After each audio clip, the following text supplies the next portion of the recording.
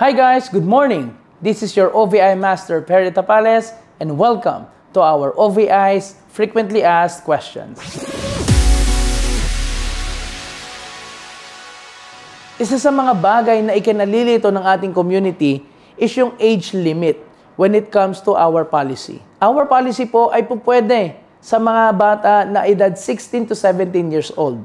However, kailangan po nilang magkaroon ng parents' consent na sila ay pinapayagan na protektahan ng ating Silpro product. And when it comes to age limit, ay open to all ages 16 to 65 years old. Yan po ay sa protection ng ating Silpro product.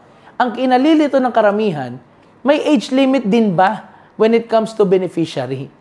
Pwede ko bang ilagay na beneficiary yung aking kamag-anak or kapatid or magulang kapag sila po ay mahigit 65 years old na? Ang answer is, pwedeng-pwede po. Wala pong limit when it comes to beneficiary's age.